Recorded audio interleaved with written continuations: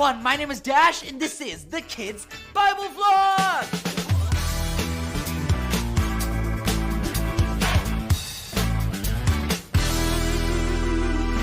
So the other day, I was riding my skateboard when suddenly God spoke to me. Dash, there is something I want you to do. No, there wasn't a thunderstorm or anything. The Holy Spirit was telling me something in my brain. The Holy Spirit told me to go to my neighbor and ask if I could mow his yard. Now, my family lives on the best street ever, and we have the friendliest neighbors ever. Except for one, Mr. McDougal. Mr. McDougal is the meanest man you'll ever meet. He yells at anybody who gets close to his house. Get off my lawn, you kids. He even yells at the mailman. You delivered this letter upside down.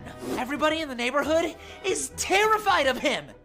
And wouldn't you know, he was the neighbor God told me to go to. Are you sure about this, God? I was terrified. There was no way I had the courage to do what God was telling me to do. And that's when I remembered a man in the Bible who also needed courage to do what God was telling him to do. His name was Peter. Peter and the other disciples were in a boat when suddenly a massive storm came up and caught them in it. The disciples were terrified.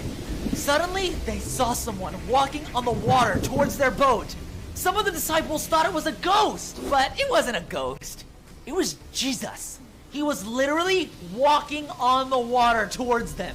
Lord, if it's really you, tell me to come to you walking on the water. Jesus told Peter that it was him and he should come out on the water. So Peter got out of the boat and walked on water towards Jesus. Peter was literally walking on a lake. But then he looked around and saw the huge waves and felt the strong wind.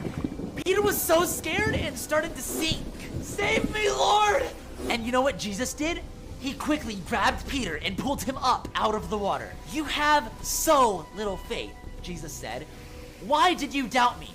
When they climbed back into the boat, the wind stopped. And that got me thinking about Mr. McDougal.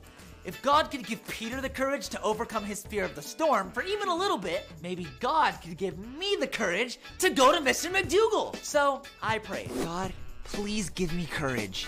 I choose to obey you. I was still a little scared, but I knew God was with me, and that gave me the courage to approach Mr. McDougal. What do you want? Well, sir, I was wondering if I could mow your yard for you. It turns out Mr. McDougal's lawnmower had just broken, and he didn't know what he was gonna do.